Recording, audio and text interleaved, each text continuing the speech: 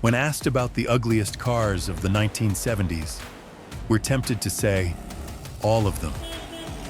Between the big hair, the wide ties, and the gaudy vehicles of the Nixon-Ford-Carter era, it was a decade full of questionable design choices. And the auto industry was no exception. In this video, we're counting down the ugliest cars of the 1970s, a wild ride through the top 20 ugliest cars ever built. From awkward angles to downright bizarre proportions, these are the worst vehicles to ever hit the showroom floor. Whether you're into retro design or just here for a laugh, this top 10 style rundown has something for every classic car enthusiast or critic. If you enjoy content like this, don't forget to like, share, and subscribe to Classic Cars Archive for more weird, wild, and wonderful stories from automotive history. 1. 1970 AMC Gremlin. Topping our list is the 1970 AMC Gremlin, a car that looked like someone sliced the back off and just said, "Yeah, that's fine." It sold for 2/3 the price of most compacts, which makes sense because it looked like 2/3 of a car. Powered by an inline-6 engine with up to 145 horsepower, the Gremlin was actually a smart business move for AMC. Cheap to make and surprisingly popular.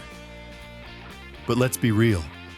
With its chopped rear, stubby proportions, and weird slanted back glass, it looked like a design prank. Even AMC's own Dick Teague admitted there was an uglier version. Yikes. 2. 1970 Buick Riviera. Next on our list is the 1970 Buick Riviera, a dramatic fall from grace. From 1966 to 1969, the second-gen Riviera was a stunner, with sleek lines and hidden headlights that oozed class. But in 1970, Buick dropped the ball. Hard.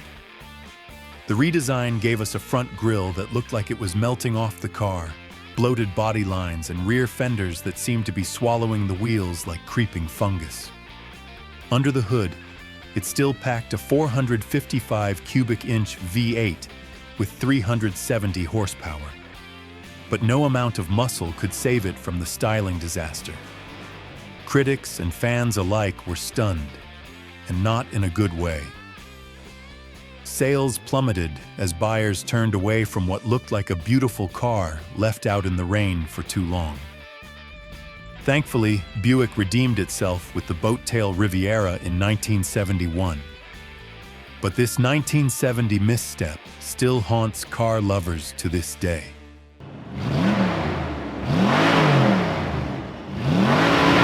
3. 1970 Ford Thunderbird.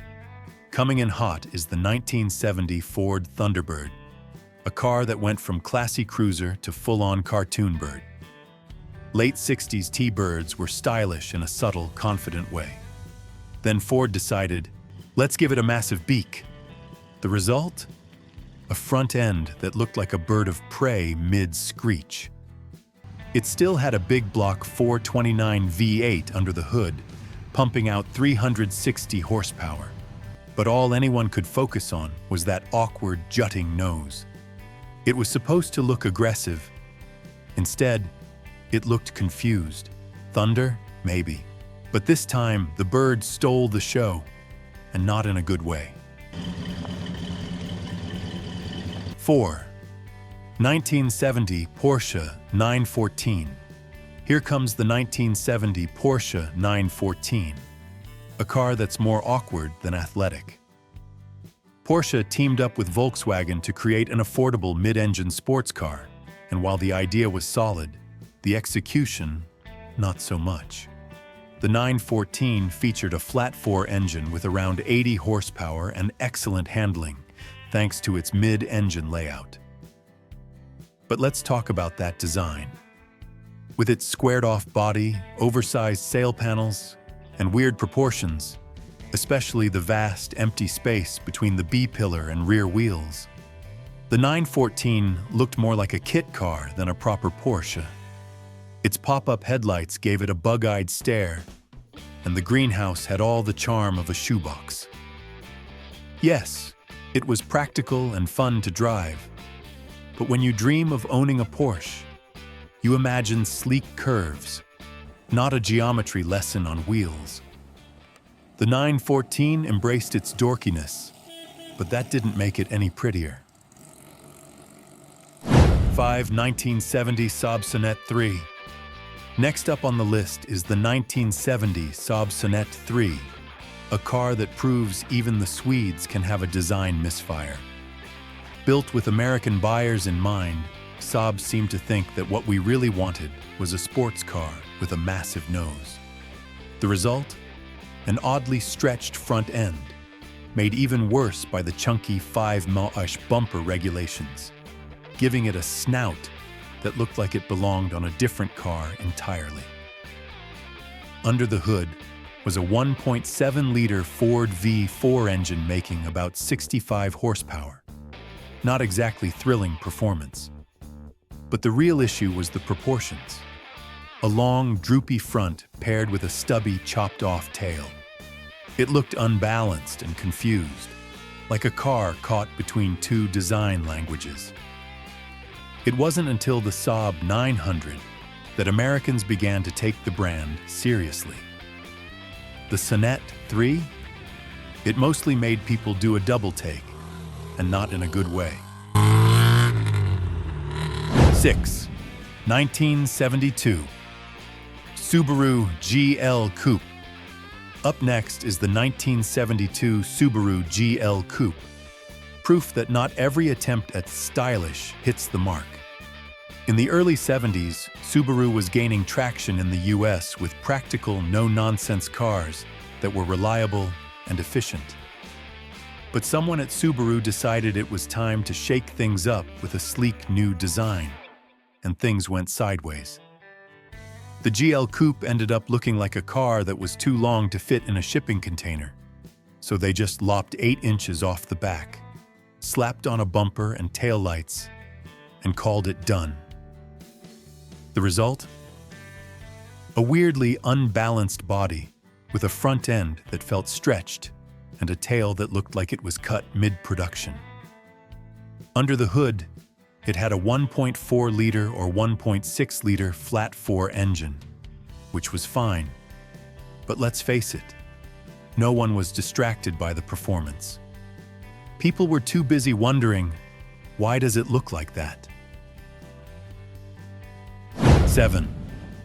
1973 Leyland P76. Now let's talk about the 1973 Leyland P76, a car so bad it felt like British Leyland was trolling the entire Commonwealth. Built by Leyland Australia, the P76 was a full-size sedan with a wedge-shaped body and a trunk large enough to hold a 44-gallon drum. Seriously, that was a selling point. It came with a 4.4-liter V8 engine, but any promise of performance was drowned by its clumsy proportions and famously poor build quality. Misaligned panels, electrical gremlins, and sloppy assembly made it a nightmare. Only 18,000 were sold before it was quietly buried. 1973 Reliant Robin. Coming around on 3 wheels, quite literally, is the 1973 Reliant Robin, the ultimate punchline of British motoring. 3-wheelers don't have to be ugly, but the Robin really leaned into it.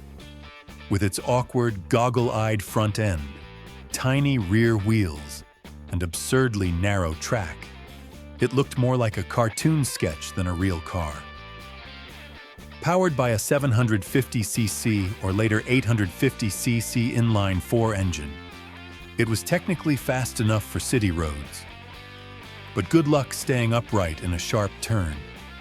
Its fiberglass body kept weight down, but did nothing for the styling. Unlike its predecessor, the Reliant Regal, which at least had a hint of charm, the Robin looked like the car you settle for when you really can't afford a car. It didn't just look cheap. It felt desperate, a rolling symbol of compromise. The Robin didn't win respect, just smirks and sideways glances. 9. 1974 Bricklin SV-1. Now entering the Hall of Fame for automotive disasters, the 1974 Bricklin SV-1. Created by Malcolm Bricklin, yes, the same man who brought us the Subaru 360 and the Yugo. The SV-1 was pitched as a safety vehicle, but the only thing it protected you from was style. Built with fiberglass body panels that warped before they were even installed, the SV-1 featured hidden headlights that refused to open, leaky seals that let rain pour in, and heavy gull-wing doors that could trap you inside if the electrics failed, which they often did. Under the hood was a 360 horsepower V8, but performance didn't matter when your doors didn't open. And let's not forget the styling. Bloated bumpers, gun-slit windows, and those turbine-style wheels straight off a custom van from a bad 1970s dream. The SV-1 wasn't just ugly, it was undrivable, a plastic nightmare on four wheels.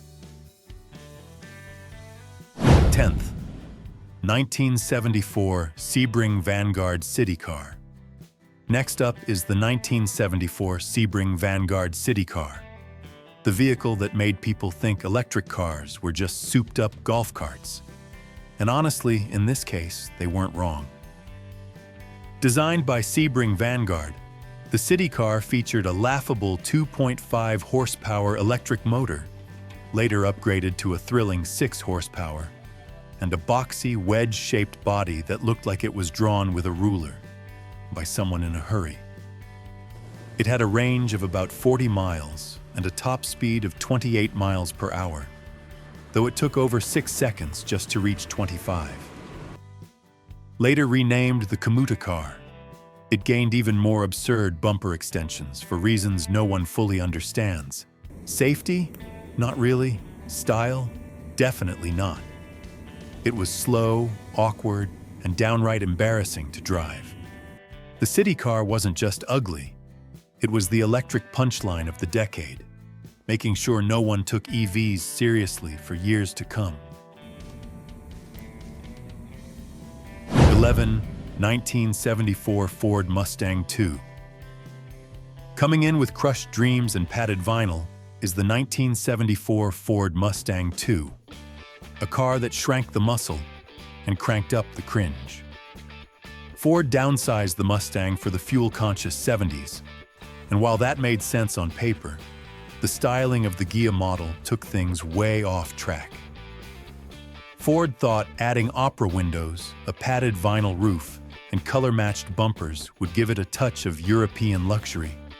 Instead, it looked like your grandma's living room on wheels.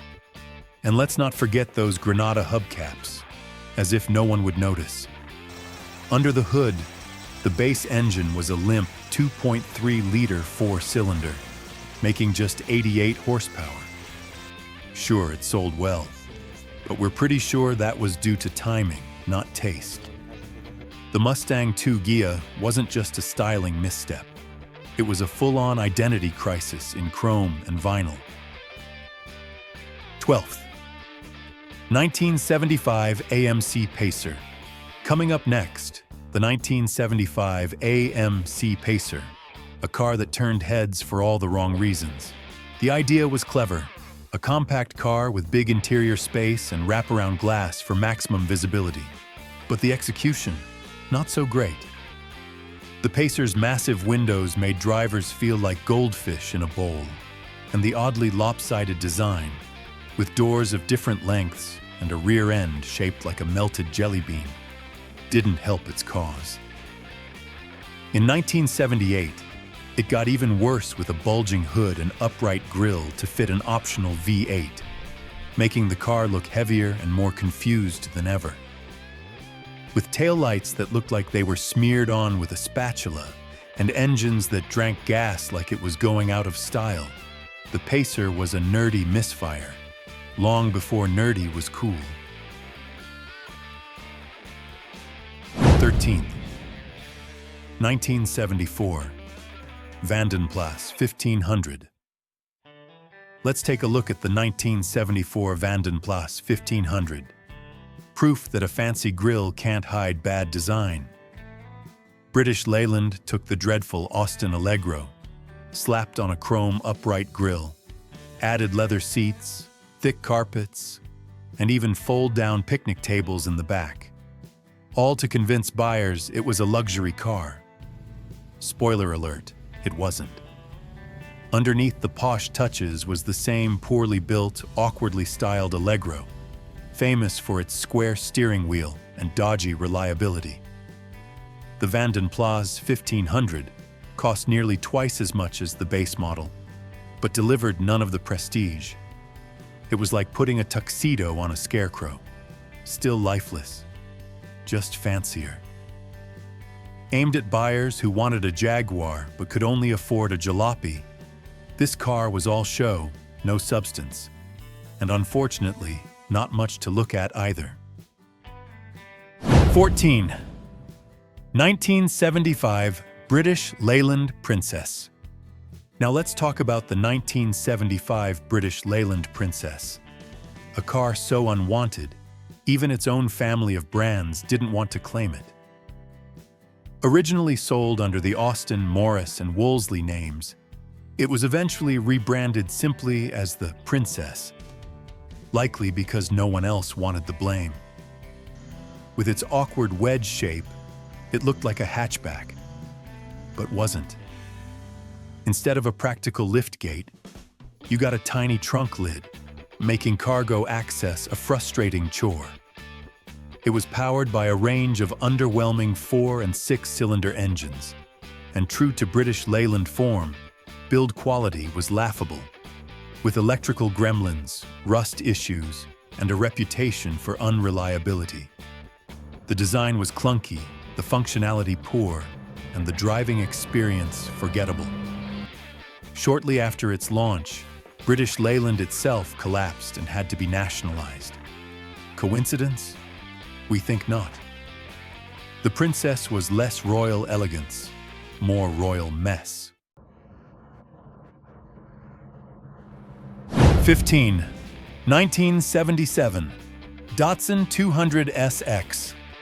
Up next is the 1977 Datsun 200SX, proof that even a company on a winning streak can stumble.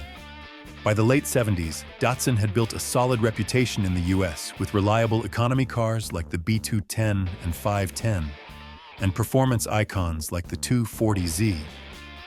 Then came the 200SX, a rear-wheel drive coupe based on the Datsun 610 platform. It was powered by a 2.0-liter inline-4 engine producing around 97 horsepower, paired with either a 4-speed manual or 3-speed automatic. Not exactly thrilling numbers for something marketed as sporty. Its boxy shape and bizarre grille, which looked suspiciously like an electric shaver, didn't help its image either. And while it had a fastback-like profile, its thick C-pillars killed rear visibility. The worst part? It rusted like it was trying to disappear. Within a few years, most had vanished, probably for the best. The 200SX looked dull, drove slow, and didn't stick around long enough to be missed.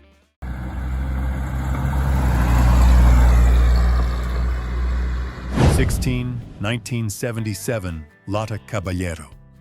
Next up is the 1977 Lata Caballero, a bizarre custom car based on the humble Chevrolet Chevette, which was already no one's idea of exciting. The stock Chevette came with a 1.6-liter inline-4 engine making around 60 horsepower, mated to either a 4-speed manual or a 3-speed automatic. It was slow, noisy, and bare bones, but at least it wasn't tragically ugly.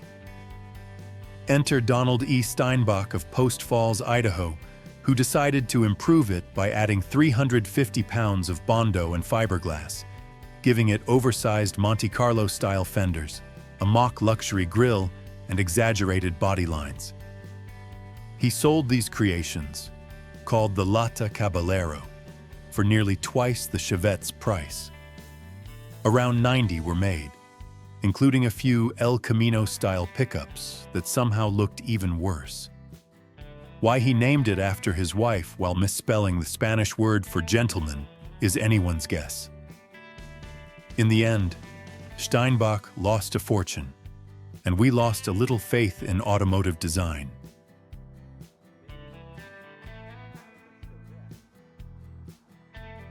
'17. 1977 Volvo 262C. Now we have the 1977 Volvo 262C, a car that proves even the safety-obsessed minds at Volvo weren't immune to a serious design misfire. The story goes that when Henry Ford II visited Sweden with a fleet of Lincoln Continentals, Volvo was so impressed, they decided to build their own American-style luxury coupe. So they took a standard 262 GL, shipped it off to Bertone in Italy, and came back with this: a chopped roof, lowered by 2.6 inches, a vinyl top, and a body that looked more like a luxury afterthought than a complete design. The result? A clunky, boxy profile and a roofline so low, anyone over 6 feet tall had to duck and fold just to get inside. Under the hood was a 2.7-liter PRV V6 with about 127 horsepower. Not terrible, but far from exciting. Yet Volvo still made over 6,600 of these between 1977 and 1981. Style? Number comfort? Not really, just a whole lot of what were they thinking? 18. 1978 Oldsmobile Cutlass Aeroback. The 1978 Oldsmobile Cutlass Aeroback is also a car that proves even a bestseller can be undone by one really bad design decision. When GM downsized its midsize lineup, they aimed for a European look and decided a sloped fastback rear end was the answer. The result was the Aeroback, which looked like a hatchback, but wasn't. It featured a traditional trunk lid, offering none of the utility buyers might expect from that shape.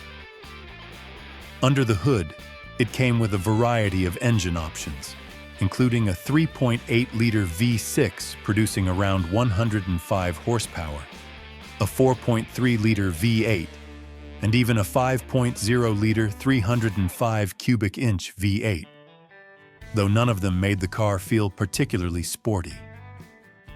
Buyers were unimpressed by the awkward styling and underwhelming performance. Sales plummeted, forcing GM to fast-track a conventional notchback sedan for 1980. Yet somehow, the two-door Aeroback lingered until 1981, a mystery that's never really been explained. 1974 Renault 17 Gordini. Coming in from across the Atlantic is the 1974 Renault 17 Gordini, a French attempt at sporty flair that mostly just confused American buyers. The styling was all angles and odd proportions, with a weird wraparound rear window, bulging fenders, and a sloped nose that tried to look fast, but didn't quite land. It came with a 1.6-liter inline-4 making 95 horsepower, not bad for the time, and handled reasonably well thanks to front-wheel drive. But the looks? Polarizing at best. Some called it futuristic, others just called it weird. Build quality was inconsistent, and rust came free with purchase. The Gordini badge was supposed to suggest performance, but in the US, it was just another strange face in the crowd of forgettable 70s coupes. Stylish in Paris, maybe, but stateside, it was just plain awkward. 20. 1971 Plymouth Cricket. Finishing off this list is the 1971 Plymouth Cricket. Chrysler's regrettable attempt to sell a British car to American buyers, and boy, did it backfire. Essentially a rebadged Hillman Avenger imported from the UK, the Cricket had all the charm of a soggy saltine. Its design was painfully dull. Flat, uninspired body panels, stubby proportions, tiny wheels, and headlights spaced awkwardly close together. It came with a 1.5-liter inline-4 engine, putting out a meager 70 horsepower, paired with a 4-speed manual that did little to help its sluggish performance. Build quality was poor. Rust showed up early and often, and reliability issues made it a frequent visitor to repair shops. Chrysler pulled the plug just 2 years later, in 1973. The Cricket didn't just look like a cheap import. It was one, and American drivers caught on fast. Another forgettable blip in a decade full of styling flops. And there you have it, our rundown of the top 20 ugliest cars of the 1970s. From funky fastbacks to fiberglass flops, these design disasters truly earned their place among the worst vehicles of the decade. Whether you agree with our picks or think we missed a few, there's no denying that the 70s were a wild time for automotive styling. This list wasn't just about the top 10 ugliest cars. It was a full showcase of the weird, the bold, and the downright baffling. If you enjoyed this look at the ugliest cars of the 1970s, be sure to like, share, and subscribe to Classic Cars Archive for more fascinating, funny, and forgotten rides from auto history.